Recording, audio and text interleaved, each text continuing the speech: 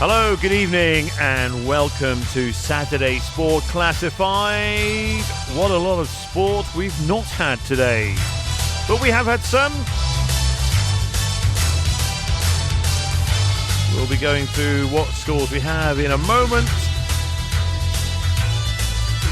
Obviously, as you are more than well aware, no doubt, no FC Isle of Man game tonight. The Berry team just can't get here. We'll also as well be hearing from Matthew Rennie as he prepares for his fight at Grand Central Hall in Liverpool later. And also Ben Constable, the co-owner of Dafabet Racing. We'll be hearing from him later in the show, looking ahead to what should be an exciting year of motorcycle road racing.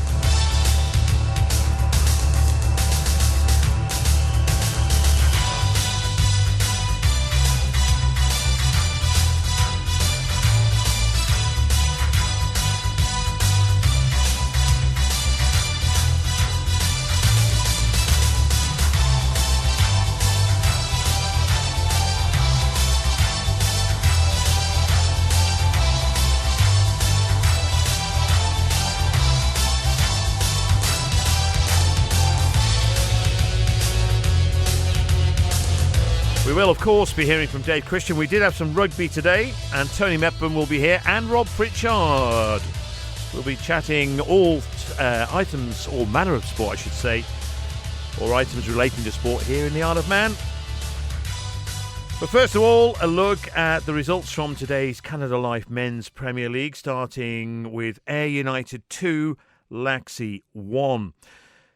Peel 4, Marown 0. St Mary's 3, Braddon 2. And the games between Russian and Union Mills, St John's and Ramsey, and Corinthians and St George's were postponed.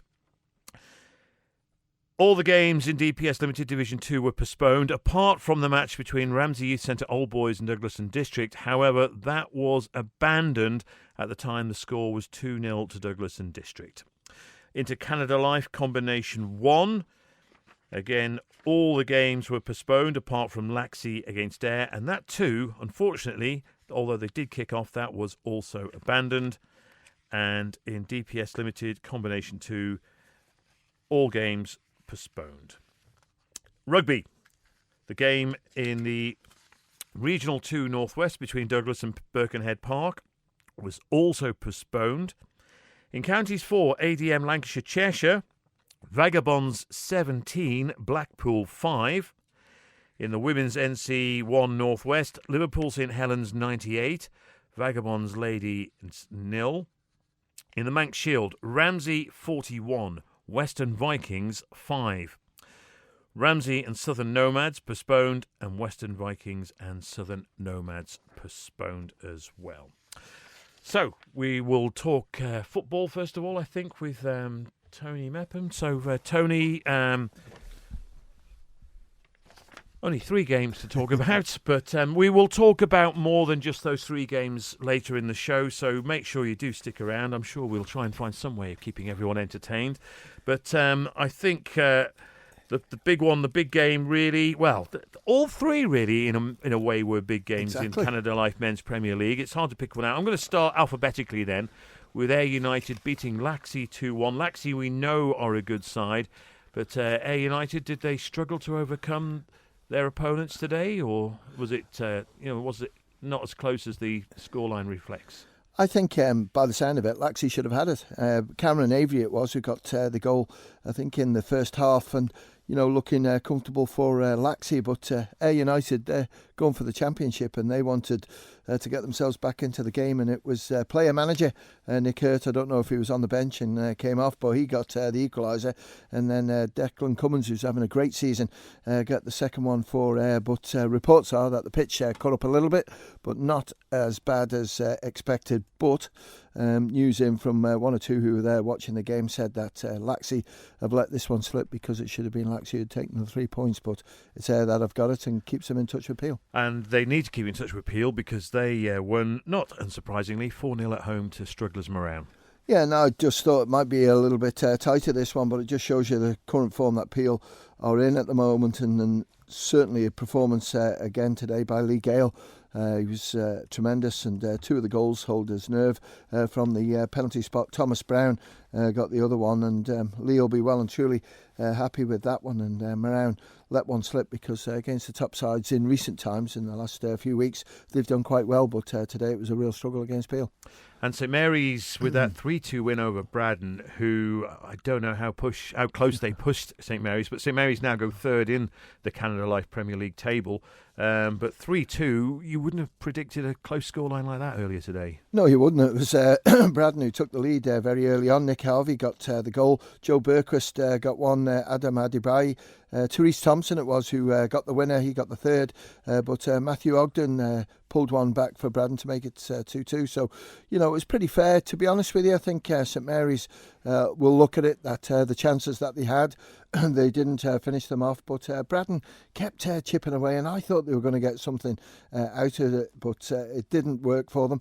And I just wonder, all this interchanging that St Mary's do, excuse me, upsets the flow. I just don't know, because it's rolling subs, they keep bringing them on and off, and it's to most of the forward players, and today it just didn't sort of go for them. But they got the 3 points. That's the important thing, and Braddon's so close to, even if they'd only got one, it would have been a bonus point to take them away from that danger zone at the bottom of the table. Well, my next question to you was, Tony, I mean, you were saying that before you said that, I was going to say St Mary's, even though we're pushed close today by Braddon, they're in a rich vein of form, and what's that down to? But as I say, they maybe took their foot off the pedal a bit today. Yeah, probably did, and one or two players I wouldn't say didn't deserve to be in there. They've been substitutes and come in. And, is that because Braddon, it's Braddon? And it's not Peel or Ayr United they were playing against today? Yeah, might have done.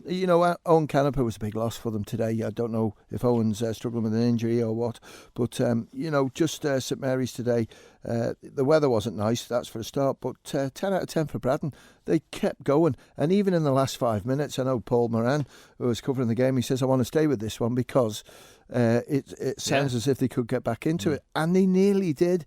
It was Nick Harvey, had a golden opportunity in the last 2 or 3 minutes, and he just put it wide of the goalkeeper. But to me, man of the match, and there's no doubt about it, to me, the star player was Harry Callan, the goalkeeper for Braddon. I thought he did really well. Forget about the second goal for St Mary's. He'll look at that one and think, I've got things to learn there, but no doubt about it, he pulled up some superb saves in that second 45. As a player with Corinthians, you were involved in some relegation battles. Yeah, plenty.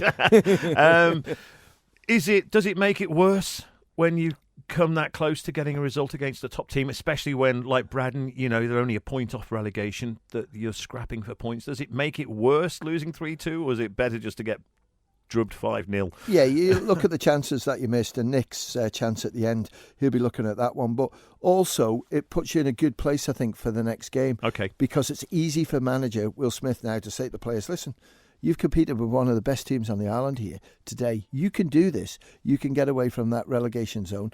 And that's what he's got to work on. But the young players improve all the time. And I just thought today, the way they closed St Mary's down, that was something that obviously Will had told them to do.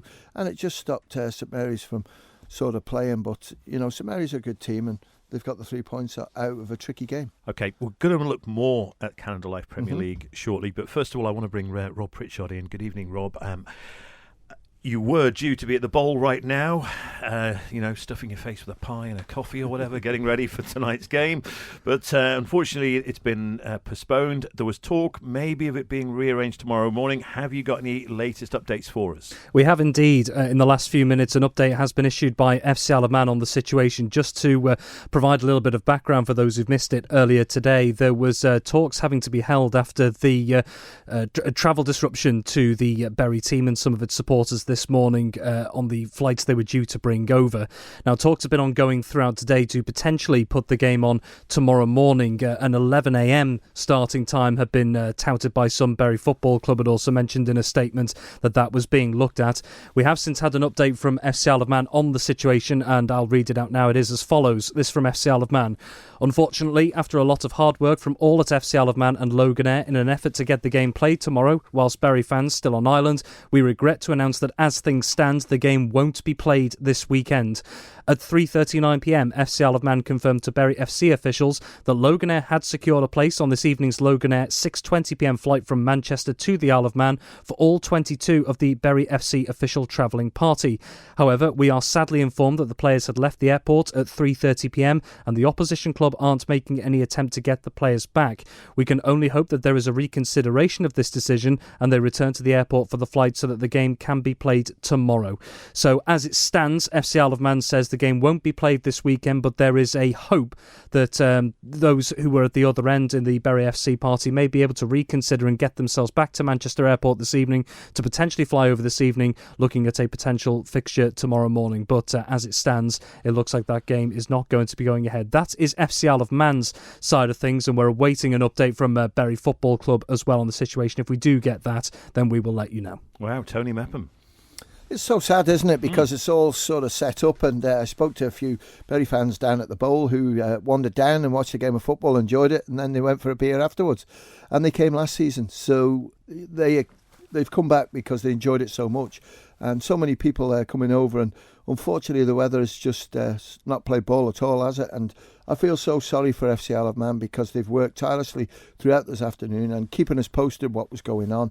People have moved things around to get the game on, and as Rob has just indicated, hopefully that there's still maybe a little bit of a chance, but to me, to walk away like they have done, they must have made that decision. It's a long time stuck in an airport. It is, but also, again, we can bring Rob in on this as well perhaps, but I think it's the uniqueness of FC Isle of Man, the fact that those Bury players would be used to playing on a Saturday and going home no matter where they are, but obviously the Isle of Man, it's a different kettle of fish, and there may be, as I say, they're not full-time professionals. There may be other work commitments they may have for a Sunday, etc. So all these things have to come into consideration. If you're a player and go, well, I've got so-and-so's christening tomorrow morning, or I've got work at 7 o'clock tomorrow morning, there's no point me hanging around because I can't go.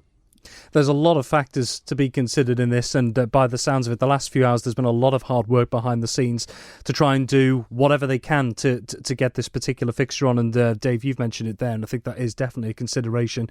There will be those who may have commitments on a Sunday and going into early next week, and if they do have that, then the idea of potentially hosting a game on a Sunday might just not be possible for them. And the way that the statement has been worded, FC Isle of Man, the way that I'm reading this personally, is that there is maybe some slim hope that there may be some reconsideration at the other. And like I say, this is FC Isle of Man's perspective. We haven't heard Bury Football Club's perspective. You would imagine they will deliver their own update in due course. But when you're talking about playing as an island side, the debate has gone on, I suppose, not just since FC Isle of Man were formed a couple of seasons ago, but in times gone by as well. There are pros and cons. For the Bury supporters, obviously this is an occasion that they all look forward to coming over this season, and indeed when they did last season, when they brought over fantastic numbers again. One of the pros of it is a different spectacle altogether when your team travels to the Isle of Man, but in this situation it appears to be that these are the challenges of it as well, and with the weather it is in no one's control. How this develops remains to be seen. Yeah, and also the question of not being able to fulfil the fixture, that doesn't come into this at all, because again, regardless of the fact that, you're trying to rearrange for tomorrow, and if they can rearrange for tomorrow and then Bury say, we're not coming, that's not a consideration at all, is it? No, I don't wish to speculate too much on what this will involve, whether Bury do make it over or whether they don't. I don't think it'd be right to. But what I'm saying is, but in terms of fulfilling a fixture, that doesn't come into it. I would imagine. It is a very different set of circumstances to if they were playing over in the UK. Yeah. You've only got to look out that window, Dave. I would think if they got the 6 o'clock flight anyway, they'd have trouble to land because it hasn't really changed all day. But flights have been coming in and out. That has, and we don't know what the situation is at Manchester as well, do we? Is there a weather situation at Manchester as well? Do we know? So, as I say, we can speculate and speculate. Yeah, you got to think of the officials as well, because the 3 officials were being flown in, so their flight was cancelled, and then if they're not available, but. The Isle of Man Referee Society have got officials there quite capable of doing that. But this is an important game for both teams because, when you look at it, FC Isle of Man are second or third in the attendance crowds in that league. Bury are going for promotion. FC Isle of Man are hoping to still have a chance of getting into the playoffs. So it's a huge game, and it is what it is. The weather, they were there, they were happy to get in here. I believe the flight came over, circled round and couldn't land. That's what I've been told. Okay. And then it's gone back. So, they've tried everything, and it's just the weather conditions. But in the past, Rob, I mean, as someone who lives and breathes FC Isle of Man, when matches have been postponed, they've just been postponed, I think, in the past. Is that right? They have indeed. This is the first time I know, particularly, that an FC Isle of Man home game, the suggestion at least has been to push it back a day. There have been a couple of situations over the last couple of seasons where teams coming over, their flights may have been disrupted from wherever it was, and what they've done is they've pushed back the kick-off time. So had it been at 6 or, of course, in the first season, 6:30, they could have pushed it back to, say, 8 p.m. or 8:30 p.m. There was a situation during last season, I think, when Litherland came over and the kick-off time had actually been brought forward due to the World Cup being on. And Litherland had a little bit of delay to their flight, but they managed to have conversations with FC Isle of Man saying, we don't feel that we will need this mandatory 90 minutes from getting to the ground to get prepared. That is a standard thing that the league does to allow travelling teams to prepare. Litherland were at a point then that said, we don't quite need the 90 minutes, let's get the game on, and the game did indeed go ahead. But this is the first time that I've known that an FC Isle of Man home game, the suggestion has been to move it to the following day. But these are the circumstances that the likes of FC Isle of Man, Bury, Loganair and all the supporters are just having to deal with right now. Right. Both Tony and Rob, stick around. There's plenty more that we have to talk about, but I think it's only fair to bring Dave Christian into the show today because the rugby situation, we did have some postponements, but we did get some action in the Ireland's rugby fixtures today. So hopefully we can say good evening, Dave Christian, and he can tell us exactly what went on. Yeah, good evening, Dave. I can give you just a slight different perspective on the flight thing as well. Isle of Man rugby clubs have been playing in the English Clubs Championship for quite a long time now. And flight disruption is not common, but when it happens, it's very difficult. And as the travel organizer with Ramsey, the most difficult task I ever have with a postponed match is trying to get the players to stay at the airport. As soon as the plane gets delayed, the only thing the guys want to do is go home. And it's a natural reaction, and I can understand, particularly for Bury, if they've been stuck at Manchester Airport since quite early this morning. The guys will be fed up of waiting. And when we've got a postponed flight, my phone just starts ringing or the messages start pinging in. And it's almost like every player in the squad is saying, what's the news? What time can we go? Can we leave? Do we have to hang around? And you have to keep telling them, no, just hang in there, guys, just hang in there. But sooner or later, somebody has to make a call. And you make the call, everybody disappears. And then if it's suddenly back on again 5 minutes later, it's very, very awkward. And it was awkward today in rugby as well. Douglas's game was disrupted, not for the first time this season. They had a postponed match just before Christmas. That was due to a waterlogged pitch. Today it was Manannan's Cloak come down and Birkenhead Park unable to make the trip. It hasn't affected Douglas's league position. There's nobody who managed to overhaul them that played today. They remain in 8th place in Regional 2 Northwest. They've got 2 games in hand on most teams, and a couple of wins in those could see them up as high as 5th. So fingers crossed for Douglas. They have, I think, Bowden next week, and hopefully we can get that game underway. I was at Ballafletcher for Vagabonds against Blackpool in counties for ADM, Lancashire and Cheshire. Weather conditions were less than ideal is probably the best way to describe it. My trousers the bottom end of my trouser legs were that wet. The water was running down my legs into my boots. I think the left boot, I've had to empty water out of it when I got home. So it was a little bit unpleasant up there, but Vagabonds put in a gritty performance. They won 17-8 in the end. I think I'd originally flagged that as 17-5. There was an additional penalty in there for Blackpool. Vaggers took the lead early on. Archie Benson crashed over for a try. That was converted by Cam Finlay for a 7-0 lead. But in the first half, Blackpool had the wind at their backs. They used it intelligently, kicked over the top and made Vagabonds turn and run back towards their own defensive line. In the end, that yielded a try for them. High kick. Vagabonds wing Cal Murray was unable to take the catch cleanly. He knocked the ball onto the ground, and Darren Howard was the fullback for Blackpool. He was chasing the kick, and he just managed to get his foot onto the loose ball. hoof it over the try line, and then he won the foot race to the loose ball. Darren Howe then also kicked a penalty for Blackpool just before half-time, which saw them turn around 8-7 in front.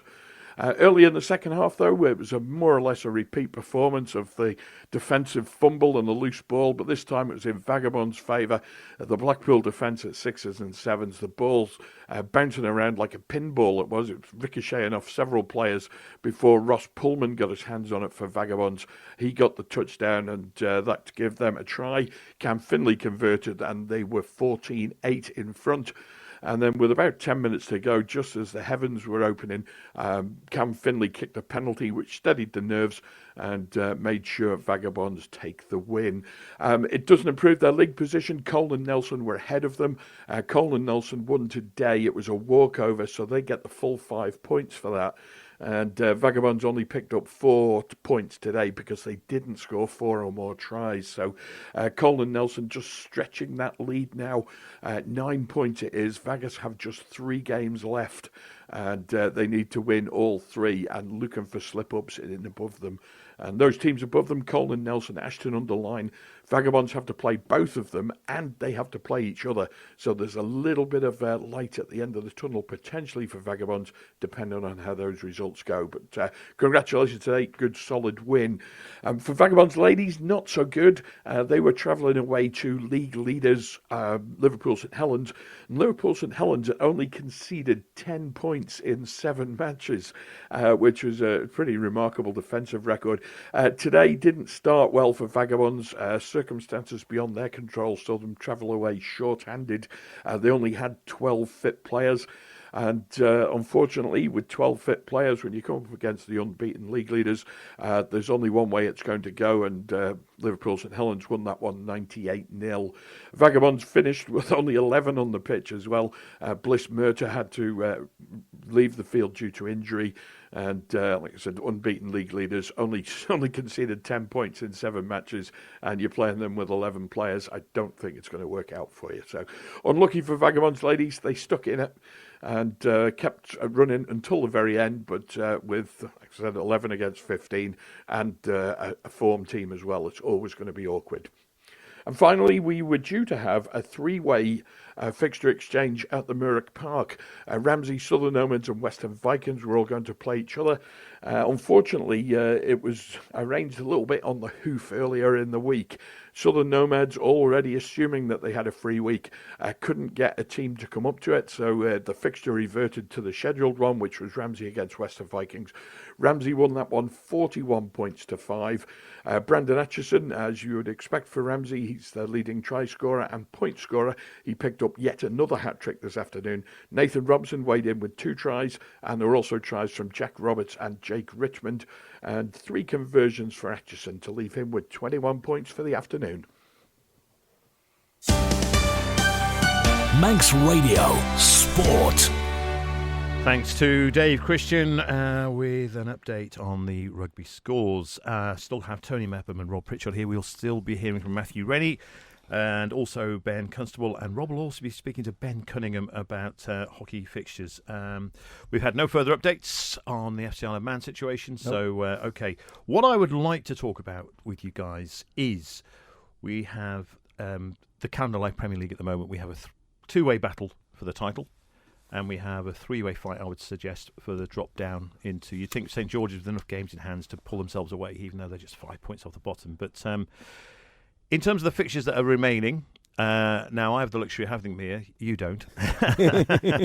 But obviously the big game next week, Peel against Ayr United. Now Peel have lost just 2 games this season. Ayr United have lost just 1. So really the onus is on Peel to win that. I think so, because Peel at the moment have been absolutely flying. 8 goals last week, 4 goals this week, and right the way through the team just seem to have stepped up. They've got 1 or 2 injuries coming back. Rhys Oates has come back into the team and done really well, and people returning from holidays as well. So it's all for Peel. It's at Peel, so it's always a great atmosphere there. But Ayr United, I think today was a big game for them in that second half, because they've dug deep, Dave, and got the results. And, the pitch, probably didn't qualify for good football, but they got themselves out of jail and they've got the 3 points. So, they showed their credentials, I think, today. But Rob might have some other views. I'll tell you what, I'll interrupt you, Rob. The thing is, if Peel do win next week against Ayr United, it swings Peel's way. And do you know why? Because they have a goal difference that is 18 better than Ayr United. It starts to come into play in the latter stages of any league season. It almost acts like an extra point at that point. And Ayr United, as it stands, still do have 2 games in hand, and that's a big thing to have. But goal difference does start to come into play when you get into the latter stages. And I will also point out, because Ayr United have 9 games left, and Peel have 7 games to go. Ayr United, of those 9 games, 6 are away from home. Is that a factor? Or is it, at the end of the day, 11 against 11? Put it this way, when Ayr won the league, it was a debate that went on for ages that Rick Holden, Nick Hurt, clever guys that they are, football guys, the pitch was smaller in width and in length, and it went their way. Now, it's still similar conditions now, but then when you look at it, Ayr United, seen them at the Bowl this year against St Mary's, I don't think it bothers them. There's different personnel there now, and they've got different techniques. The long throw is certainly something that puts you under pressure, but they've got 2 who can do that, Christian Penswick and Sean Kelly. So I don't think it really matters, but today was a must for them to play. I just think they want to keep the ball rolling. Daniel Bell is exactly the same at Peel. When there's blank weeks coming up, they're on the phone saying, have we got rearranged fixtures coming up, whatever. They just want to keep the flow. And I would say Daniel Bell at the moment, as managers go, would be the happier than Nick Hurt, because his team is flying. And what a cracking game that's going to be next Saturday. Okay, right, boys. So in terms of Ayr United's away fixtures, where are the potential banana skins? Obviously Peel next week, but they've got to go to Braddon. Should win. Yep. Corinthians. Well, Corinthians beat them at Andres only a couple of weeks ago, so Corinthians have shown they've got the capability to give them a challenge. Yep. And Moran, away at Moran, so they should win that. Ramsey away. Big Northern derby. It is a big Northern derby, and I think certainly with Ramsey, okay, their results have dipped a little bit, but I still look at Ayr United when it comes to it. They're able to step up and get a really good performance going. And they've got some players coming back in as well. I believe Matthew Skillicorn's back in training, which is brilliant. Nathan Tier was superb in goal today. And just right the way across the board, they're staying injury-free. As well with Peel, I just think Peel have probably got a better 15, better 16 than Ayr United have. I think you look at Ayr United's result, particularly today as well, coming up against Laxey at home. And Tony, we spoke about it on Friday Sport. Is this the proverbial banana skin? And we weren't quite sure. You weren't quite sure about it. But Laxey went and took the lead there, and Ayr United scoring twice in the last 20 minutes there. That shows a grittiness that the likes of, say, Peel showed towards during last season when they went on to win the title. So they're finding results even if games aren't going their way. And against a side like Laxey, with the firepower that a lot of people know they have as well, it's that shows a determination there that could prove important going into that game against Peel, that really big game coming up against Peel, and also the rest of those away games. And the other away fixture they got is at St John's United, which can be tricky. St John's could be awkward, but I don't think St John's are as strong as they were at the start of the season. They've had a few injuries in there, but there's 1 or 2 players in there performing really well. And with Callum Taggart returned from his break, and you've got Dean Leese, who's not in the FC Alaman equation at the moment, they could cause a problem. But what you've got to remember, take St John's away from it, Moran and Braddon.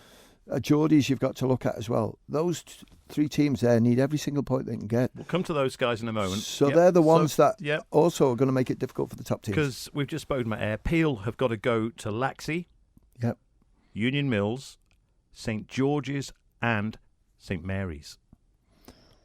That's a big... Go on, Rob, you can go first. It's the last one you mentioned there. That's why I left it till last. St Mary's have had some very good results recently. They've been there or thereabouts in the top 3 or 4 sides as it stands at the moment. So and Dave, am I right in saying that is their last game of the season as it stands? It could be. There's quite a few postponed ones to fit in. So, and again, the midweek fixtures, when the summer ones, Tony. That's where it comes a lottery, because those Wednesday night fixtures can be cruel, and they're building up now.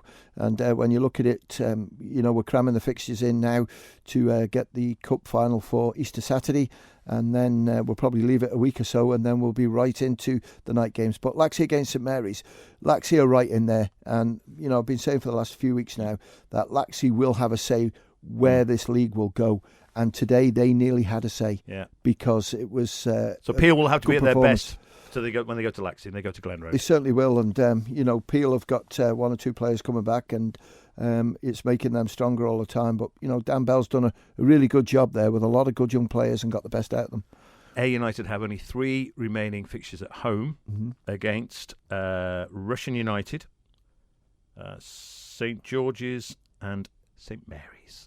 So again, they've got St George's and St Mary's as well, but this time at home, which you'd expect Ayr United would pick up the points. Yeah, I watched St Mary's last season at Ayr United. They played really well in the first half, but in the second half, Ayr got it together. But that's different days, different squads. But St Mary's, the way they've been going, those 2 games against Laxey, the 6-2, 6-3, whatever it was, and the 2-1, good performances. But today they didn't perform. One or two players sort of missing, but they've got to just keep going. But Peel have got, and they're formidable on their own ground. They've still got games. Obviously, the Ayr United game next week. They've got Braddon at home, which you would expect them to take the points. Ramsey at home. You'd expect them maybe, and that's it. Actually, Peel have just got those 2 fixtures left, 3 fixtures left at home. It's a shame we couldn't ask these questions actually after next week's game, because but we can too. There's nothing to stop us doing that. But at the moment, as I say, it kind of again puts the emphasis on how important next week's game is. Well, it is, and it's just it's come up very early in the rearranged fixtures. Is just the way it works out, and Peel have got the bit between the teeth, and just right the way across the board there's people competing for their positions, which is keeping it nice and fresh, as where Ayr United's team, apart from maybe 1 or 2, you can pretty well pick it if they're fit. And with Sean Kelly, Danny Oram up there, they didn't score on the day, and it was left to the main man, if you like, the manager, Nick Hurt, to start it all going. It puts confidence in the team. And Declan Cummins, who's had a really good season this year, has got the winner on that one. But, when I saw it, I thought, this is a Vantage Peel here, there. And suddenly it was 1-1, and then it was 2-1. OK, it's, again, a fascinating run-in for the Canada Life Premier League title. But who will be playing in the Canada Life Premier League next season? Braddon have got 7 games left, Tony. Unimills have got 9 games in which to save themselves. Moran have got 8 games in which to save themselves. Braddon are on 9 points. Mills are on 8. And Moran are on 8 as well. So Braddon have got Ayr United at home. Corinthians at home. I'm doing their home fixtures right now. Russian United at home. Those are Braddon's 3 tough home fixtures there. Yeah, they really are tough fixtures. And I think certainly today Braddon showed different mentality. They weren't scared of St Mary's. They worked them down as much as they could, and just put loads of effort in. So they can be pleased with that performance. But with Braddon, okay, if they did get relegated, would it affect them? I think the players are strong enough to stay together. And I've said it for the last 2 years. There's a lot of good young players who have come through in there who are getting better at each game. You can see that. And, Unimills and Moran, they've got the experienced players in there, but at the moment are right in that problem zone where you don't want to be. But St George's is the big worry for me. Yeah, well, in what way? I just think that, yes, they've got good players in there, but they haven't got a strong squad, as in numbers.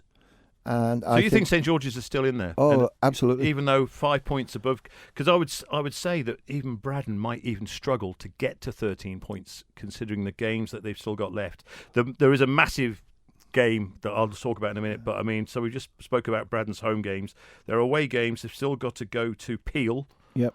They've got to go to Ramsey, and they've got to go to St John's. So you don't see many points there, So I think St George's may have saved themselves, because the other game that I've not mentioned, it's huge. It's like Peel and Ayr.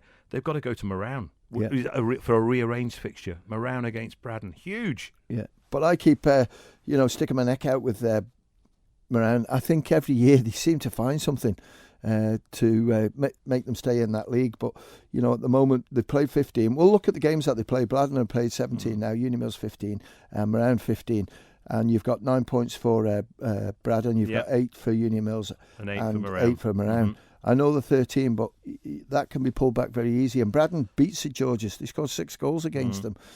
So it shows that when St George's haven't got their strongest team out that they've got registered, then they do find it really hard. And, you know, when if you rattle through St George's I'm going through them games, now. I'll tell you now, that at home, they have to play Laxey.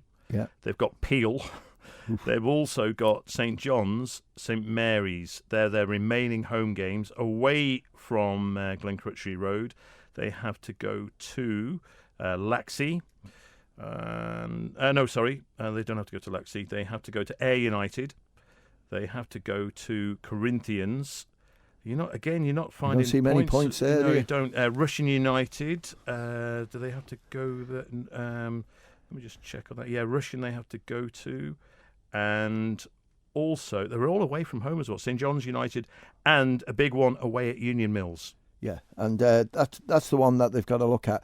If they got the win in that one, that would 16. What What would you say is the points total to I used be to always safe? say 14. Okay. I used to always say 14, but it's a little bit different now.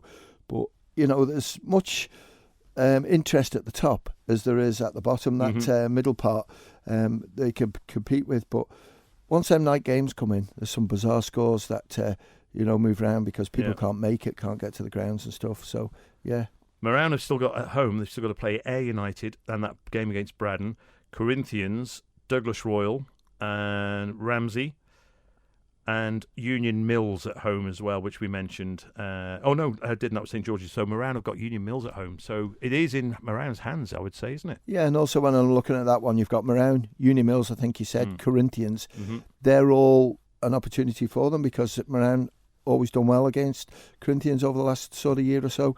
It's so tough. Right, are you ready? Tough. I'm gonna land one on you now.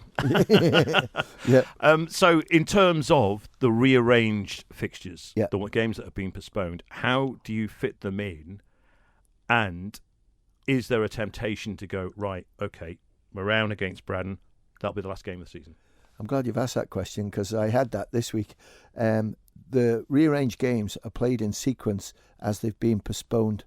So if you actually go on the postponed column of full time, you can work out the fixtures. So they'll go in that order? Always go in that order. And the Ayr United and Peel one, I was questioning on that one, why has it come up so soon? It's just the way it comes through. They're not cherry picked.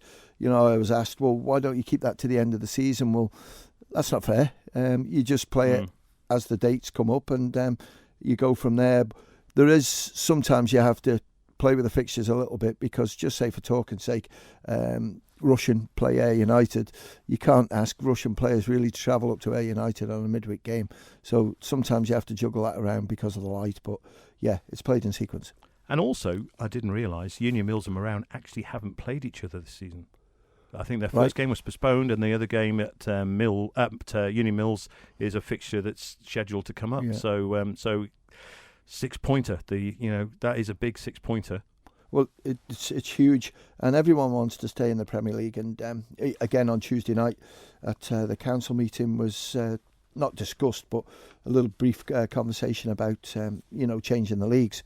And the way it is at the moment, there's a suggestion being put forward, and there's a committee going to look at it, or two committees are going to look at it together at the Isle of Man FA. But already league management, and I can speak honestly from it because the clubs have been informed that the league management committee couldn't really see 100% that the change would improve participation. But how would you judge that? Okay. If we're going to change the league structure, it has to be for the right purpose. Okay, we're still going to hear from Matthew Rennie about tonight's big fight in Liverpool, and also Ben Constable from Dafabet. We're going to wrap this up in a moment, and we'll briefly talk about the women as well in a mo. But again, I'll just look at Union Mills' home fixtures. As I said, they've got Laxey at home, Moran, which we've mentioned. They've got Peel at home, St George's at home, again, which we mentioned before, and they've got St Mary's at home. And how many fixtures do Mills have away? 1, 2, 3, 4. They've got 4 games away to play, I think, at Laxey, Moran. Anyway, but again, you still think St George's will get dragged in? Yes, Braddon, Braddon. Could you see Braddon and St George's both going down then?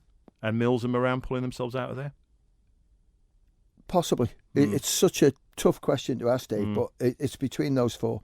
And at the moment, the better equipped sort of side there, player-wise, I think is Moran. Yeah, and also the fixtures, they've got Ayr at home, Braddon at home, Corinthians at home, Douglas Royal at home, Ramsey at home, and as I mentioned, Union Mills at home as well. So yeah, it's going to be when they meet. You've got to get the points. But I keep saying about when the bottom teams play a team that they're not expected to win, if they can get something out of it, like today, even if it had been a point, if Braddon had got something out of it, then it would have helped them big time. But it's still all to play for. But go with the performance today and take a lot from it. And you'd agree, yes, Rob? Rob's just been out for a cuppa. For context, I've been answering a phone call for the last couple of minutes. I normally have a pie and a hot bottle around this time before the games. Okay, we briefly want to quickly mention the big Women's Day coming up in March, Tony. Yep. Women's Day, it's 6th of March. It's at the Bowl. That's a Wednesday. Yep. It's a Wednesday evening. It all starts very early because there's under 14s girls, under 12s girls, and younger age groups as well. It's all going to be nice and tight just to see, the young players and the abilities that are out there. I know you're a big fan of women's football because your daughter plays it. And then we're going to finish it off 7 o'clock with a senior game, which is, left to Wayne Leacey. His squad will put out 2 teams to play each other and just show you how good they are. And, we covered the game. Last week, went to watch the game last week. The cup final. And it's just an initiative just to, help women's football, to just show that it's just as important as the men's game. It's just getting the numbers retained because, that it's the same as the women as it is with the men. As soon as you hit that 16-17 bracket, the numbers seem to drop off. So is it just aimed at a particular age group, this, or this is all age? Right, so women's, let me put this to you then, stop. because a female listening to this right now might be, I fancy that, but I'm not going to buy a pair of football boots just to come down and try out on a Wednesday night in March. Just come down. You don't even have to run around. Just come down and embrace and experience what it's like, women's football here on the island. Yeah, definitely. And the 6 clubs there that have got women's teams, they'd be more than happy for anyone to pitch up. And we've already done it. There's a working group that was set up, and they did a couple of Wednesday nights. It was where players were invited down to try it, who fancy playing, but hadn't had the sort of guidance of how to do it, and they came down, and the island players came down not to play against them or embarrass them, to just assist them, how to pass the ball and stuff. And it went very well, but the numbers sort of came down a little bit, and it's just highlighting in the Isle of Man Football Association organisation how important women's football and girls' football is, because you've got over 150 girls at the moment, as far as I know, might be more, in the youth games, all to do with football. So if we can get some of those through and try and boost the number of clubs up, that's what we're after. And don't worry about if you've never even played before, because you don't know. You could be good. You don't have to think, I've played or whatever. Just get down there on that. And again, we'll remind you nearer the time, of course. But I've always said as well, Dave, you're involved in motorcycling, and there's a lot of people out there who'd like to do my motorcycle, and it costs an absolute fortune. Yeah. I've always said, set of shinies and a pair of boots, and you don't have to go with these fancy colours. You're up and running because the kits are supplied by most clubs, and you can just try it out. And if it's not for you, you've given it a go. And there can be a great social life attached to it as well, etc., etc. It's brilliant. And I want to just quickly mention last week's Floodlit Cup, the Candlelight Floodlit Cup final, because what a great crowd there was down there. Yeah, I mean, just compared to an FC Isle of Man game, we were not far off those numbers at the moment that FC Isle of Man are having. Yeah, there was a good scotch down. A couple of hundred down there, I'd have said, a couple easily. Of hundred. FC Isle of Man, you're up to 800, so there's quite a difference. All right. But I think the Saturday night worked. Again, we give it a go. We've done it before. We put it on, and then the players, win or lose, you can go and celebrate afterwards. So that was really good. That was a great, actually, watching the players coming off. I mean, obviously they know each other from representing the Isle of Man, because the majority of the players there are in the Isle of Man team. But watching them coming off, hugging each other, and that was fantastic. Well, it is, because it was a competitive game right the way through, because Peel took the lead, and then Corinthians came through, and what a show by Millie Dawson. 16. 2 super goals at 16 years of age. That outside of the right foot was something else. But, that's all we can do is keep, pushing the women's game and making sure that the opportunities are there for them to participate, which is what we do. And we can go from there. But, that under-16s league will be so important. But people keep, tapping at the door at the FA, asking them to drop the age down to 15. They're not going to do it. No, okay. They're not going to do it. Happening. Senior men or women, it's not going to happen. So we've got to go with what we've got. I know. And also, just touching again briefly on that, the number of teenage women's footballers we have, Emily Rawlins, Ruby Palmer, Erin Snells, Erin Sells, and it's in those terms, it's in a fantastic position. It would just need now, as they go forward, we need more to come with them as well. Well, we do, and the opportunities as well for the top women's players at 16 years of age as soon as they hit. When you look at Millie Dawson, connected with Everton, and when you look down at Ella Dixon, you look down at Tia Lisi, who are Manchester United and ran. The opportunities are there for them, and somewhere along the line, one of them is going to make it big. And you've got Erin Sells, and you've got Stevie Mallon away now as well playing. It's absolutely Erin fantastic. Sells is with Chester Development. Exactly. She scored a couple, and she's having to leave the island on a Thursday, coming back on a Sunday.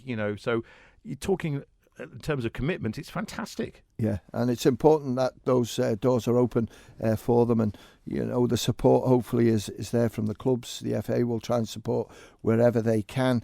But this Women's Day on the 6th is going to be something special, and let's hope it gets well supported. Okay, thanks, Tony. Somehow we managed to do almost 50 minutes of football, even though we only had 3 games today. But now I'm going to hand you over to Rob Pritchard. Yes, taking a look at hockey. Well, we were due to have one game today, and that involved the Isle of Man senior ladies hockey squad. They were due to be playing in the last 16 of the England Hockey Championships, the women's Tier 2 knockout competition away at Liverpool Sefton this lunchtime.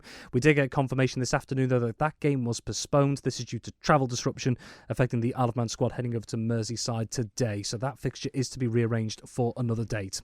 And the reason that was the only game scheduled for this weekend is because this weekend marks the halfway point of the men's and ladies hockey season on the Isle of Man, meaning there is a break in fixtures. Nevertheless, here with a look at the leagues as we reach the halfway point of the season is our hockey correspondent Ben Cunningham. Let's just take a look, given it is the halfway point of the season, at the respective league tables across the Isle of Man leagues. We'll start with the top flight leagues. Vikings A men's and Vikings A women's currently dominating the men's Premier League and ladies Premier League respectively, both in the top spots.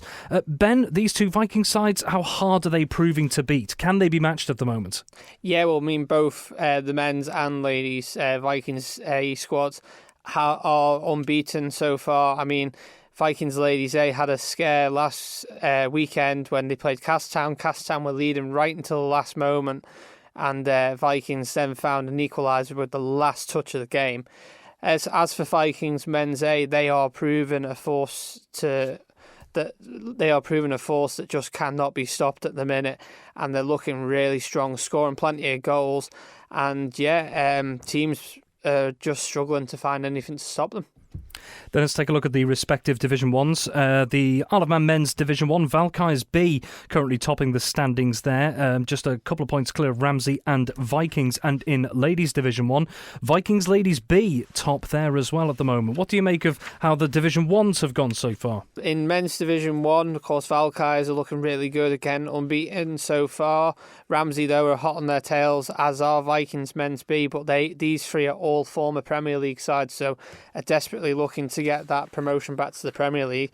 Ladies Division 1, Vikings Ladies A are looking really good, but then, of course, the likes of Ramsey A, Valkyries B and Backers Ladies B, all former Premier League sides, but at the minute they just cannot find anything to stop Vikings Ladies B. And then looking at the respective men's and ladies Division 2s, it's Bacchus Colts currently leading the way in men's Division 2, and in ladies Division 2 it's Castletown D leading the way only just from Harlequins just behind them. And both these sides in the respective Division 2s, good starts for them, but they can't be complacent, can they? No, absolutely. And like you say, both sides are ahead, but only just. Of course, Bacchus Colts in men's Division 2 are only ahead by a win. And then in Ladies Division 2, Castletown D are only ahead by a point. So there is still lots to play for in this second half of the men's and ladies season. And I think it's worth noting as well, not just the top of the tables, but at the bottom as well, there are some really key battles going on there across the divisions. Which ones stand out to you as the battles for survival at the moment, would you say? Definitely in men's Division 1, we have definitely got a battle on there. Of course, Harlequins men's B were bottom last weekend before they played Castertown B, and then Harlequins went and beat Castertown B, who were ahead by a point, which has now put Harlequins B ahead and Castertown B now bottom. So a lot riding on that league. And then again, all the other leagues in Ladies Division 1, Ladies Division 2, every league is looking really close at the bottom. But every league, like we say, there's still lots to go in this second half of the campaign, and anything could happen.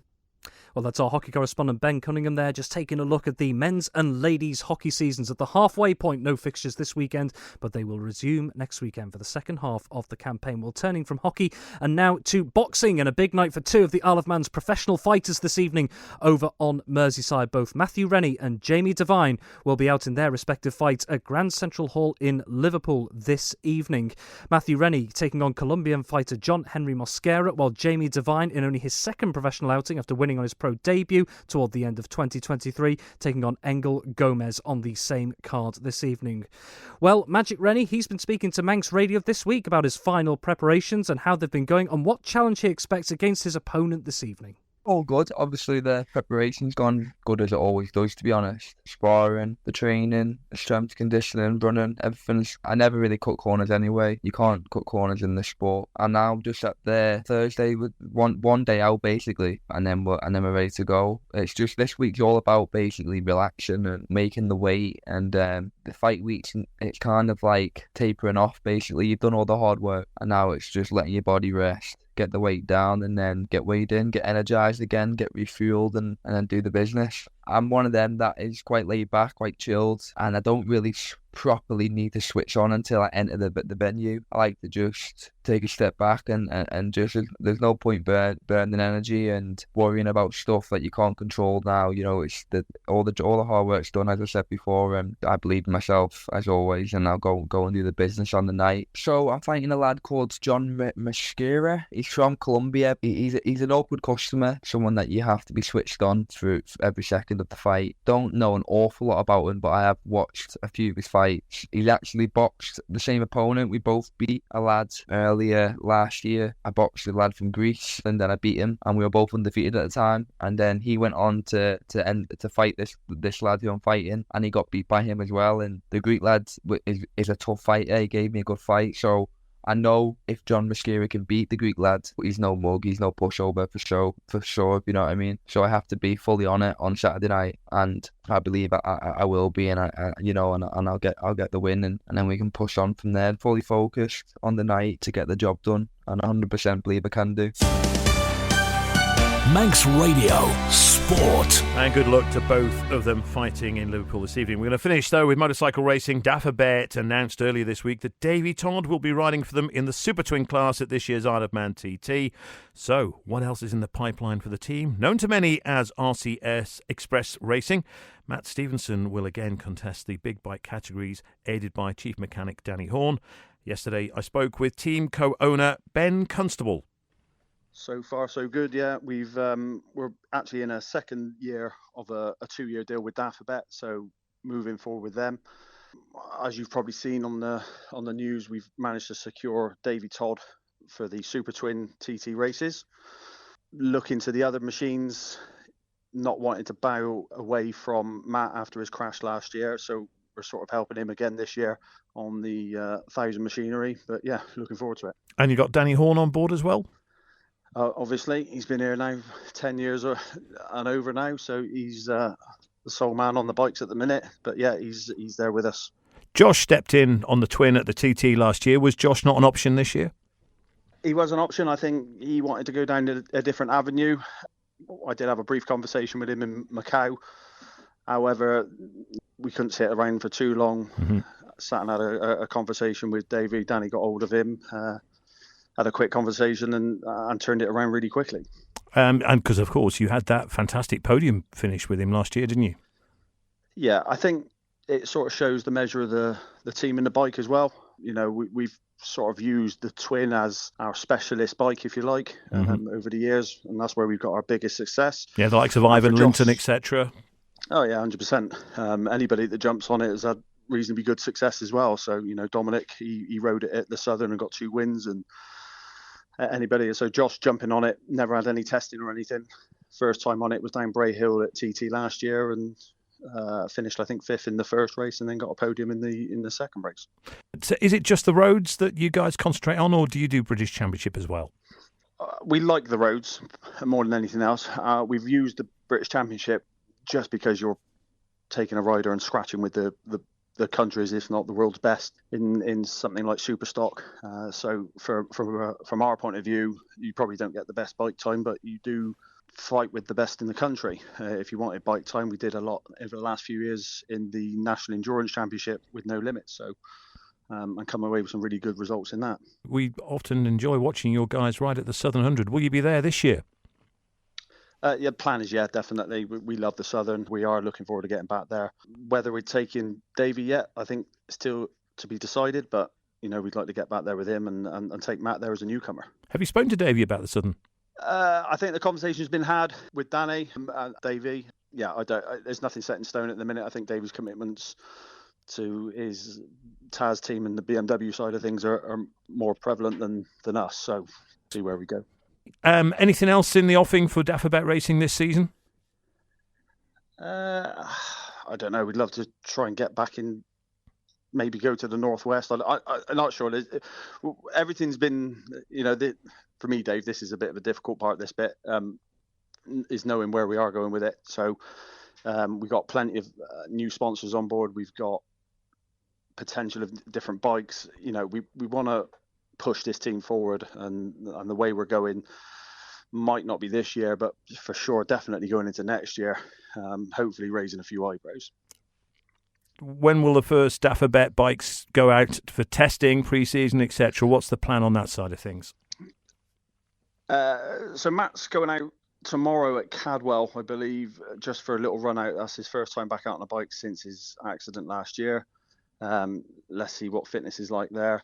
We'll then work around Davey's existing program with his testing and make sure that he gets plenty of time on the Super Twin. We want to hit the ground running with that. So when he gets to the Isle of Man, there's nothing been left. So in terms of Matt Stevenson, what will you be running for him this year?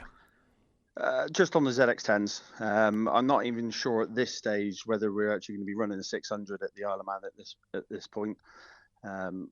But with the extra races, the extra Superstock race, the extra Twin race, we've still got 6 races to worry about. And we'll see what happens with the 600 another time. And in terms of big bike, will it be a super bike, or are you looking at Superstock? It will be a Superstock bike. I mean, these bikes, are capable of... Well, lap records, aren't they? Yeah. Yeah. Well, they are, exactly. So until we sort of push the boundaries of what we've got, then, we're happy to put packages together where we can. It all comes down to money and budgets at the end of the day. Dafabet Racing's Ben Constable there, looking ahead to the new season. It would be great to see Davey Todd on that Super Twin at the Southern 100 if they can get that together. That's it from myself. My thanks to Tony Mepham, Rob Pritchard and Dave Christian for their contributions to the sport this evening. Hope you enjoyed the show, all being well. Rob will be back in the chair next week. No, who's doing Saturday Sport? Rob's Pritchard doing Saturday Sport next weekend. So, and don't forget, of course, that massive game between Peel and Ayr United, and I think Tony will probably be covering that one. I would imagine he will be as well. So anyway, it's coming up to 6 o'clock. We're going to hand you back to our FM broadcast in a moment. But once again, thank you and good night. Manx Radio Sport.